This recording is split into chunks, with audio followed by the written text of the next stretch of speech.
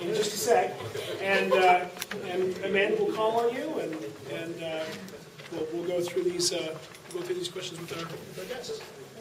So, if you have a question, raise your hand. Great, up there, and then... Actually, I have two questions, but I'll try to make it brief. One is, I noticed that we're having a change to the 560 routing such that there's no transfer point to the 21 Express on 35th and Barton anymore.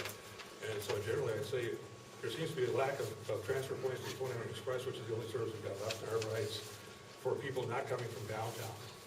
And I was wondering if something could be looked into that. I know some of it's being mitigated by the rerouting that's going to be done on the 22, but that's just an observation. I had written to makes this not so brief after all. Back in October, when I first heard about the changes to the 560 to Sound Transit, never got a response. I did to a meeting something like this, and they told me then that the transfer point probably wouldn't be eliminated. Now it looks like it is anyway. Okay, that's the end of number one. Number two is there anything we can do to help prevent these cuts from happening, or is it pretty much a done deal? Yeah, I can.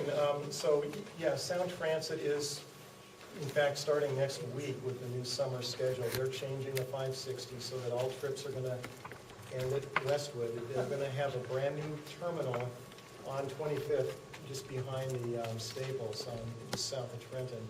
So all service, and so it's, in a way, it's an improvement for some riders, because prior to that, only the peak service on the 560 was coming to West Seattle. Everything else was ending in Burien. So now they're changing the route so everything comes as far as Westwood Village. But they had an initial plan, and they were still going to run the route over to 35th for that transfer point. That was, I think they had one meeting and they were focused on that. But since then, they have finalized that routing, and it's going to be operating up Delridge and turning on Trenton to get over to that layover. So they will serve the stops there right at near 26th and Barton. So for the 21, there'll be a connection, but for the 21 Express, no, there wouldn't be an intersection connection. It would be the 22, and when the 22 is expanded, then that would probably be the best way to connect to the 560, because the 22 does come up to Westwood. On your second question, what can you do? However you feel about having a local option to be voted on, not being taxed, saving the metro system, not saving the metro system, speaking to your state legislators about what you'd like to see them do to provide that choice. If you look back on the history of Metro, for the first 25 or almost 30 years, Metro did have part of its funding through motor vehicle excise tax. That was a statewide tax. The state used to provide 22% to local transit agencies of our total funding. Today they provide about 2%. So that's the changed playing field and configuration of funding sources that we've had over the years, to be so much more dependent upon sales taxes than we were before, much more subject to these volatile swings, with particularly with the significant recession which is coming out. Hi. So I'm curious about, you said that you got federal funding for the Rapid Ride, and I'm assuming that that also covered all the infrastructure changes you made to the bus stops, expanding the size of the bus stops. So I'm just curious, I'm assuming also that there wasn't space for any kind of discretionary spending where you could use the money for something else that might have served your population better than these buses that are configured in such a way that actually fewer people can sit and more people have to stand. And there are some people that just have a hard time standing on a bus. They're not disabled, but it's a little difficult for them. So I'm guessing that that's true, first of all. But I just wonder, even if we do get more funding, or Metro gets more funding and is able to put more buses into service and begin serving these routes again, you've already spent all this money on the changes you've made, the Rapid Ride buses. How are we going to unring that bell and move back to what we had, or better than what we had? I really appreciate your question in large part because I neglected to describe the federal funds we've used on Rapid Ride are through grant Small Starts program is the primary one, that we did not have other options for using it. So that was funding for bus rapid transit systems such as Rapid Ride. So it was not funds that we would otherwise get. We get a lot of federal funds to the region. Metro gets a significant share of those that come kind of programmatically year after year for bus purchases and other capital programs predominantly. But these were grant programs that otherwise we would not have taken advantage of without using them for Rapid Ride. We do plan those corridors to have many more riders than the former local corridors. There's nearly 3,000 a day more on the C line than there used to be on the local 54s, 55s. In Ballard, there's 8,500 a day. On the Aurora Avenue corridor, there are nearly 12,000 daily riders. We'll have similar levels. Aurora will have a higher frequency in the peak, as you might imagine, given the numbers of people. But there are more riders on the D line, which is the other end of the C line. In part, they're distributed somewhat differently in terms of we haven't had quite the problem with bunching. Reliability has been a bit of an issue there. But part of it is that area has been more accustomed to crowded buses over the last decade than was this area. So as it's become more popular, you're seeing more crowded buses. We've intentionally left fewer seats and added 3 doors so that people can get on and off more easily. And we have to rely on the people on board the bus to give up their seats to those who most need them. I know that doesn't always occur. I don't have a great back myself, and sometimes I have to stand and ride. That's not uncommon in a major transit system in a major city in the U.S. or throughout the world, that people stand on the transit routes. Was the second part of your question, though, what if there was additional funding, where would that money go? Is that something that you were asking? Yeah, essentially. Okay. So Victor, I don't know if you can. Well, a lot of that identified in those underserved corridors, places that have service today but not at as highest level as either the characteristics of the demographics, where poor people live, the demand is higher than the current service levels, and or the development along the corridor is essentially demonstrating that higher ridership should be occurring with a higher level of service. So a lot of those are identified in our guidelines report, places and corridors that additional growth should be added to. And that's where the money would go first. Hey, get you back there. Yeah, real quick. One thing I didn't hear addressed is that if you're given permission to collect that 60% of the excise tax, so if I heard that right, that would be $60 per fee? I think I have the math wrong. It's a 1.5% motor vehicle excise tax. Okay, so how much money would that go to cover the shortfall that we have right now? It's $75 million that you need to collect in order to not make cuts. How much would you get from that tax if it did pass the vote? And the projection for that share for Metro would be about $85 million annually. So Okay. it would be enough to sustain what we have on the street and some portion of that growth that's needed in the system. The 10% growth would require about 30 or 35 million annually to get that much added growth. Oh, on top of the 75. On top of the 75, that is the underlying financial gap. So if that happened, we wouldn't have any of these cuts at all? We would not have these cuts. Okay. We would continue to look at the system for places where we might reorganize it, but we would not have all of this pressure to remove $75 million worth of service from our local streets. Sorry, I have a quick follow-up on that. If this passes then and we get to 85, how close will that get us to being from the cut before the last round of cuts? How much closer to that do we get for total capacity? When you refer to the last round of cuts, you mean The last stuff that- fall's changes? Yes. So while we cut service in Arbor Heights, we did not cut service in the system. So we were adding more hours to the Rapid Ride corridors, more hours on 35th to the 21 corridor, some additional trips on the 120. So our hours were being reinvested in that reorganization. But they are real cuts for those of you who live in the neighborhoods where we reduce service. Completely acknowledge that. Two quickies, just because we couldn't all be up there at, on the break. A clarification, I know some got it and have explained it too, but a clarification on what that 22 mitigation in Arbor Heights would look like structurally, physically, where it would run, because obviously the roads don't mesh at this point that you're the 21 Express and maybe some expansion at both ends. I talked to Deanna about that.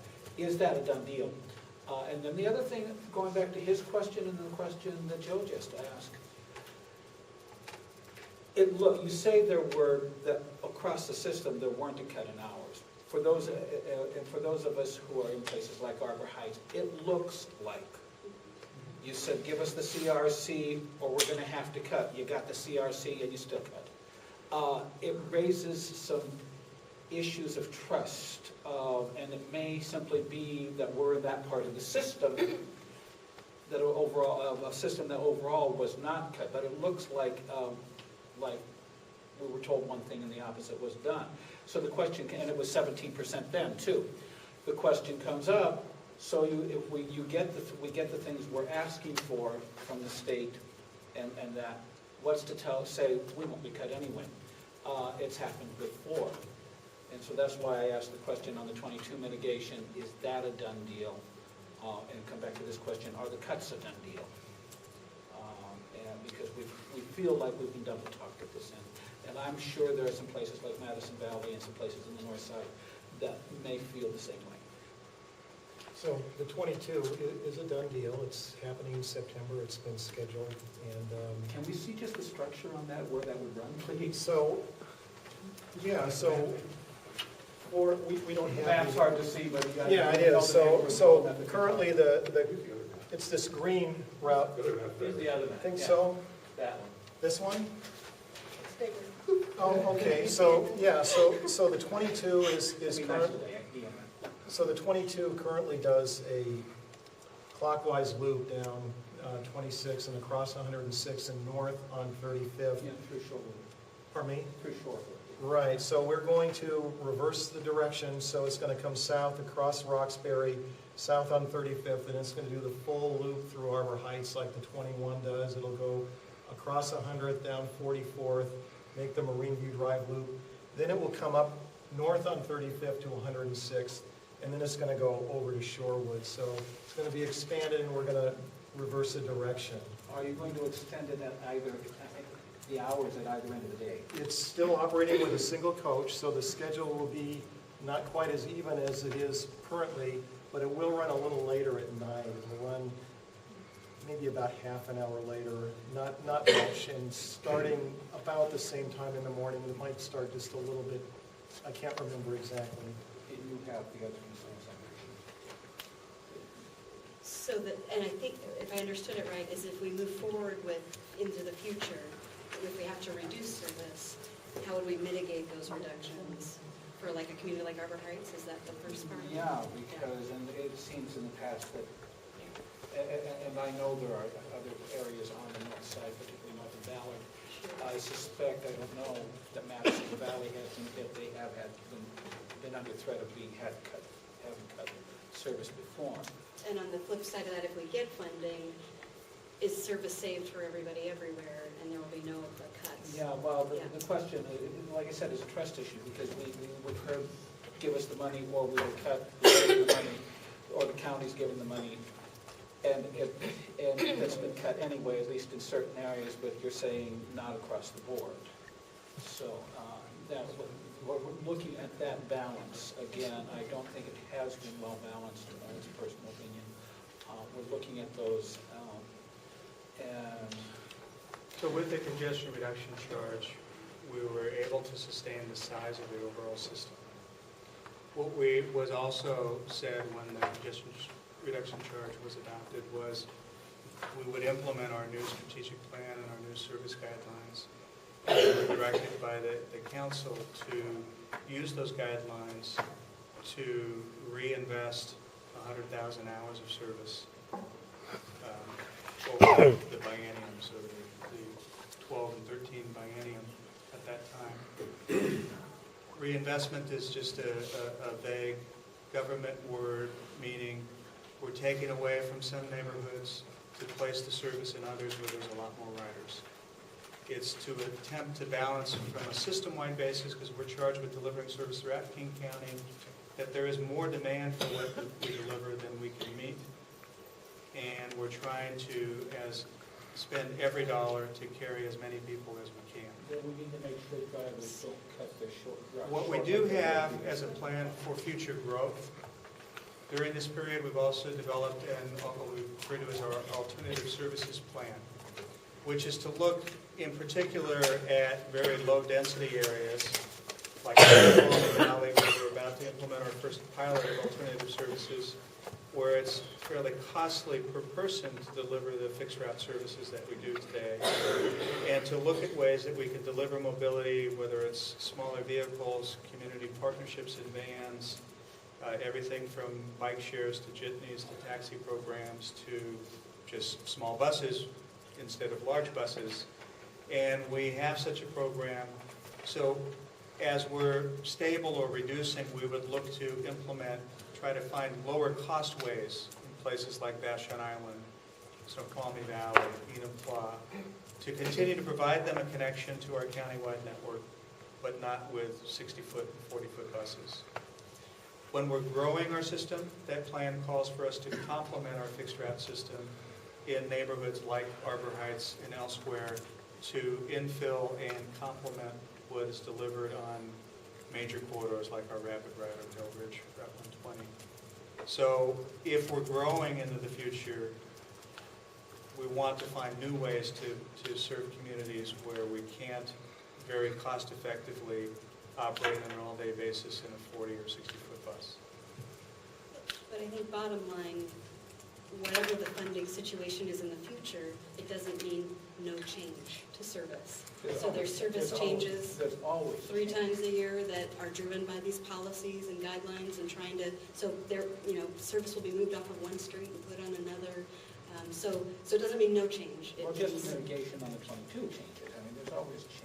But earlier on the weekends would be helpful for some of us. Later on any night, particularly on the weekends, would be helpful. But it's like I told you, Bonnie can't be here because of the earlier cutoff of the 22 tonight. Well, we had one of our participants had to leave because they had to catch that last bus.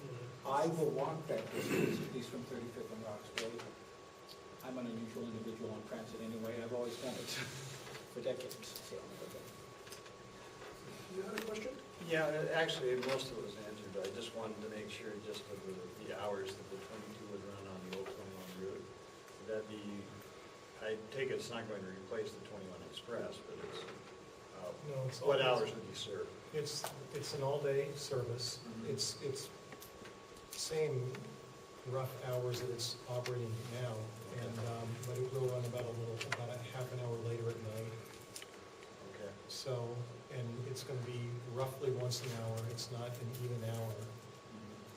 So it's like the current 22 is today, but it's just going to be running a different direction and the entire loop through Arbor Heights on the 21. Okay.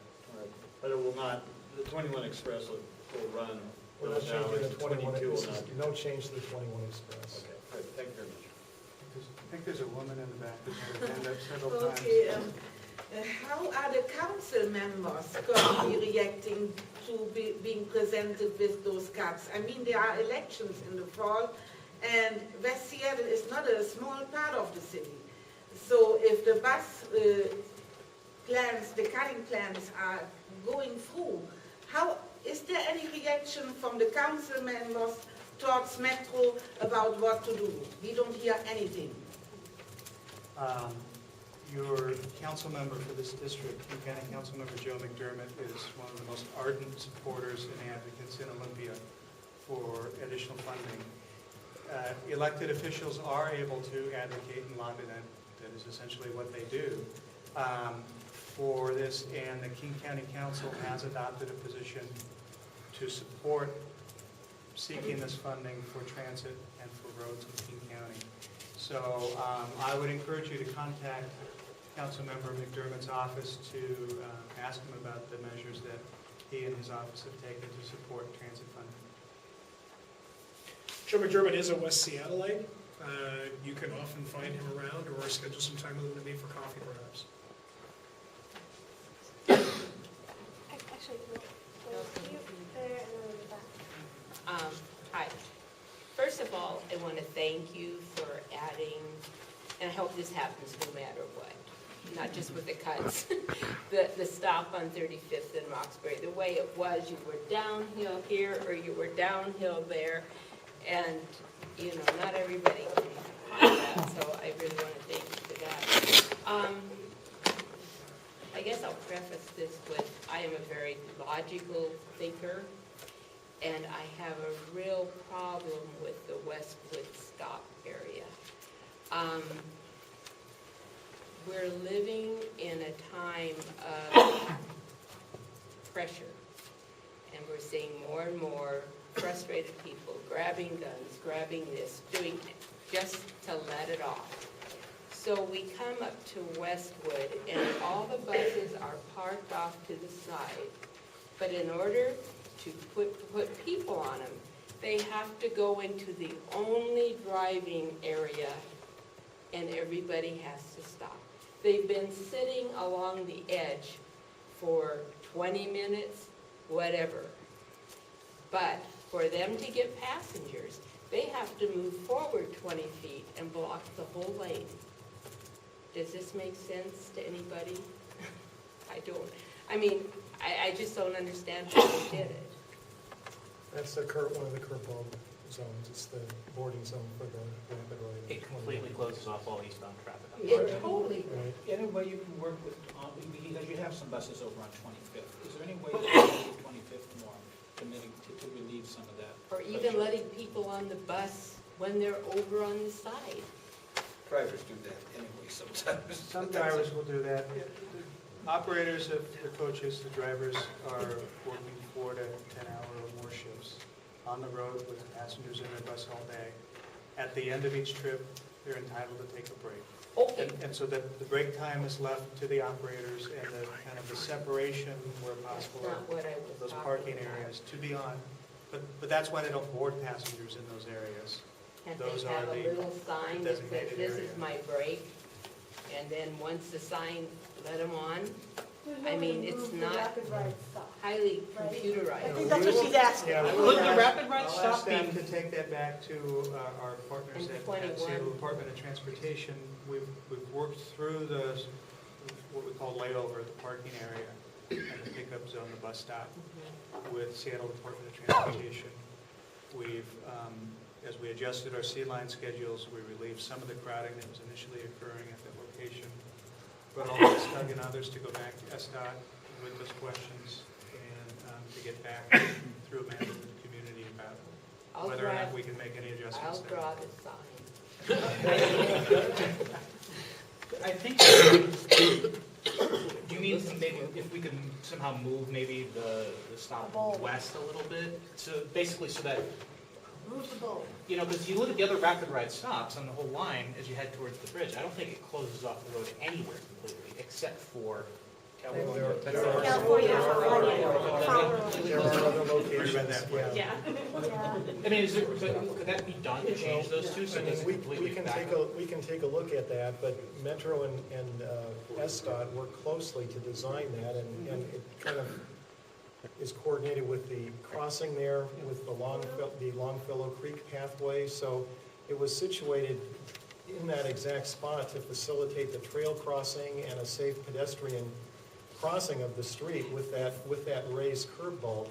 So, But even with the bulb, I mean, even if they don't spend the money to take that out, maybe the first space before the bulb is the pickup space, and the buses just move up to that.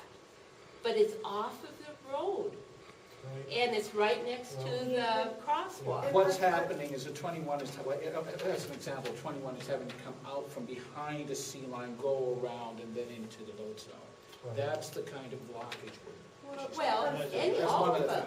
No, They're all No, having to do that's, that. Yeah, yeah. it's intended to block the road and seal it off so it's a safe pedestrian crossing, and the buses essentially getting the right-of-way to proceed. And it's similar to some of the other rapid ride stops in West Seattle. The real issue And elsewhere in the city. The real issue there is that if Metro is going to make Westwood Village a hub, right? And you want to make it a transit hub, an unofficial transit hub without a park and ride, those streets still belong to us. And you can't just block them off because that crosswalk is not safe as it is. Even Because the with bus the bus comes there. right up to it and it's hard to see people in the crosswalk. Totally. So, having a stop there is fine, except that I think there could be a little bit of negotiation with how, if we can move that west a little bit, move the whole bus stop. I know it's a pain in the butt, but believe me, it's gonna get worse if you're gonna add more buses and more buses and more buses to that zone. It's gonna cause a lot of accidents, a lot of aggravation, a lot of angry people. You know what they get angry, I mean, ultimately, you know. There is a blind spot when you're driving east towards the McDonald's there. When the buses are all lined up, if there's people in that rapid ride stop, you know, it's wall of bus, bam, they're right there. And if somebody were to step out, If the drivers pull too far forward, then it creates a blind spot. Yeah. Right. I mean, and maybe that if you guys becomes maybe if you guys had it prevented, don't let them come within, you know, what, 20 feet of the bulb or something. Like make them take their layover Right. that far back. They'll probably be in a space 20, 25 feet. But that I'll would, ask people to take a look at that, including SDOT, at minimum to explain how it's been designed and why it's been designed in the way it has, and whether or not there are any adjustments to it that we think are feasible. There's a question for that, thank you. I have a couple. First one's for SDOT. How much money would you guys generate if every rider paid on the bus? Because like today, I saw a guy that put $2 in, and he probably had to put another 50 cents. And the other thing is that I've been on the bus, and for the amount of people that are out of work right now, or veterans, is there a reason that Metro or SDOT is not having security on the bus, 2 people on the buses, they can make sure that people are paying the fare? So there are people who don't pay the full fare or don't pay the fare whatsoever on our bus system. It's a very small percentage overall. Well, no, I get that, but what? The cost of placing additional staff on every bus to ensure that fares are collected would end up eating much more than you would collect beyond, because most people are paying. 60% of our riders have Orca cards that are being used. Many people are transferring. They show a transfer you don't necessarily see and exchange into the fare box. And we have fare enforcement officers on our rapid ride lines because we allow people to use all doors for boarding and deboarding. So why And they have to have a proof of right, payment. enforcement officers for the bus to make sure people are paying? It's at a very high, it's because we designed it so that people can use all 3 doors. When the doors can open at every stop, anybody who's paid can get on freely. We speed the bus, move it out of traffic as quickly as possible, moving forward. But the cost of the fare enforcement officers is a pretty high cost.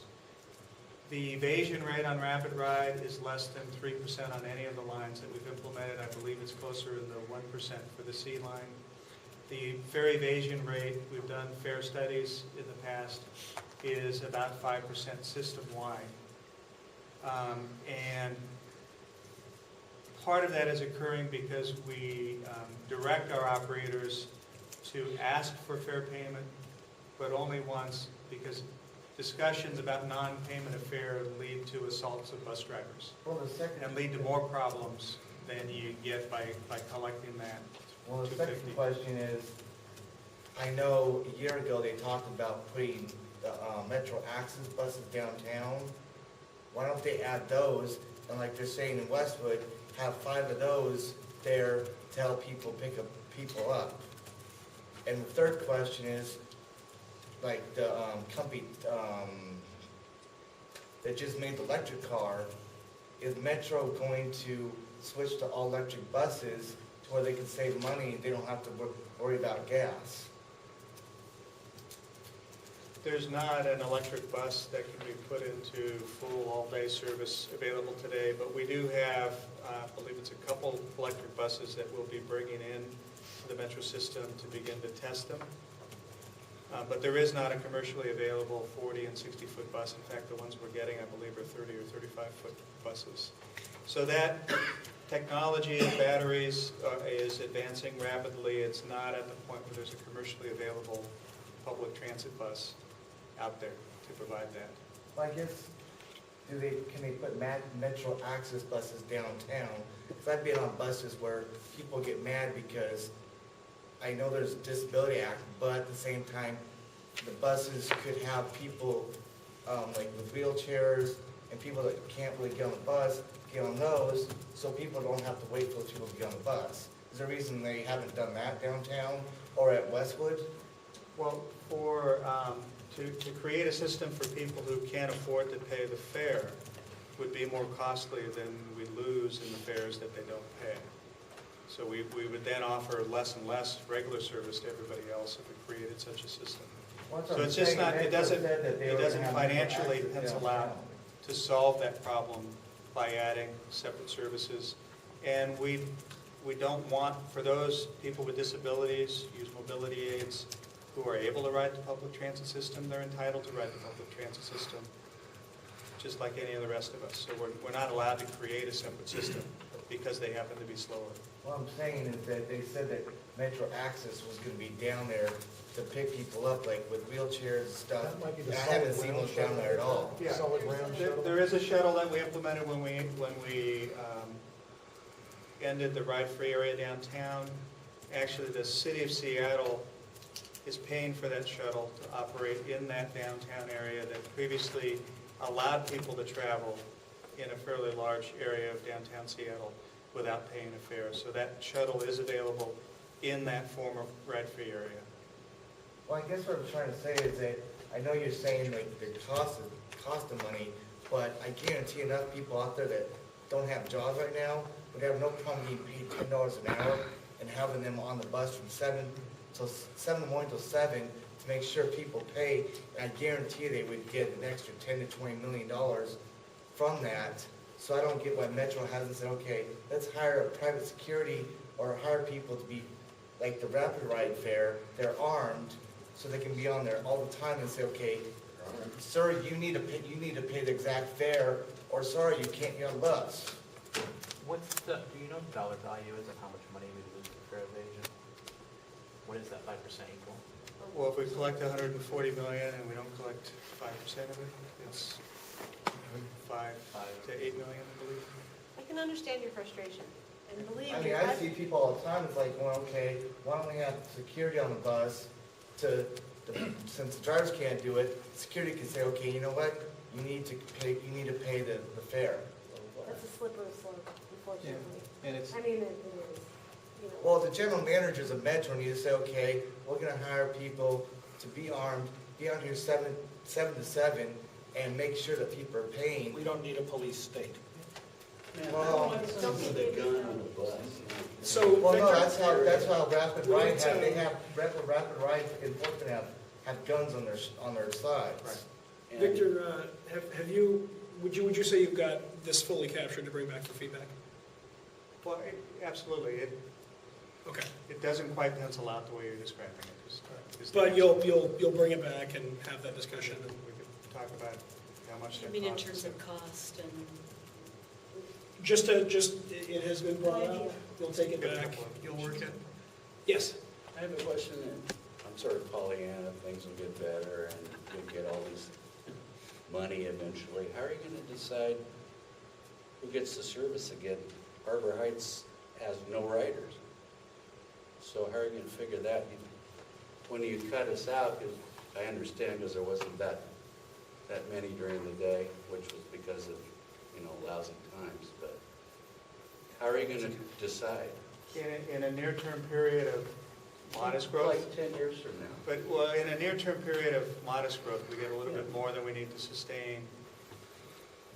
There's a list of corridors in ranked order based upon our guidelines.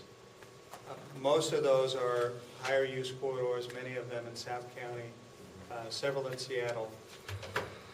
In the near term, that Arbor Heights service will be what it is today.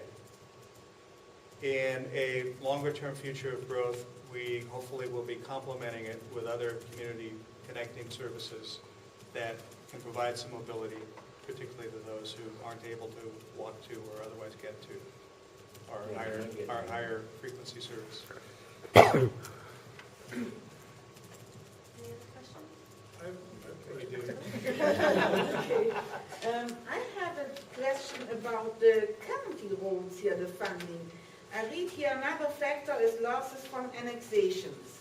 How high are these losses, and what can be done about reimbursement or to stop this?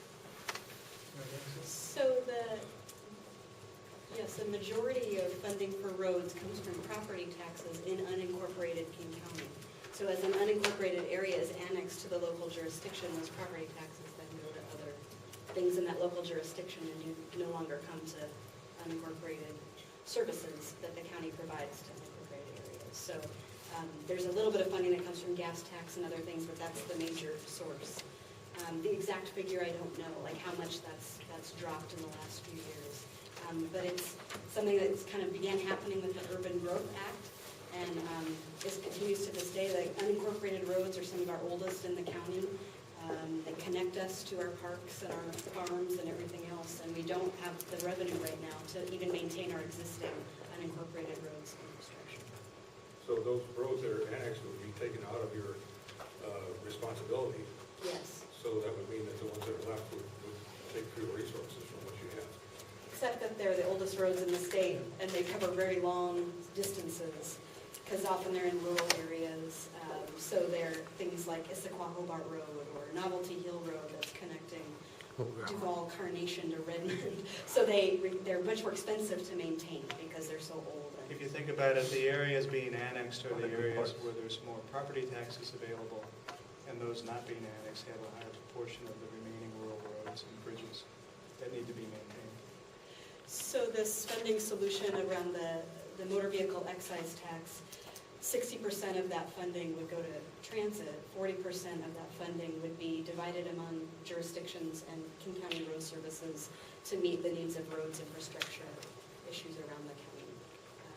So it would help to maintain the existing infrastructure that's still there, but roads right now we expect to close 25 bridges. There's 35 bridges in the next 25 years because they're at risk of failure.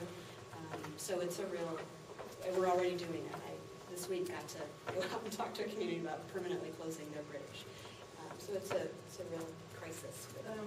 Then my thought is the communities you name are relatively wealthy communities, and why do we here have to deal with those people so much? Could they not finance those extras a lot, or participating in finance those extras themselves? You mean in unincorporated areas? No, when you say Novelty Hill and some communities on the east side, you're not talking about poor communities there.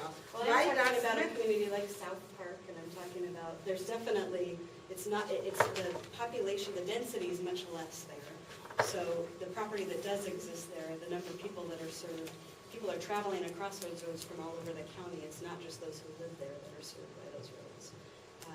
So it really is they connect many communities to different places. Did you get yours? I have not. May I? Yes, please. All right.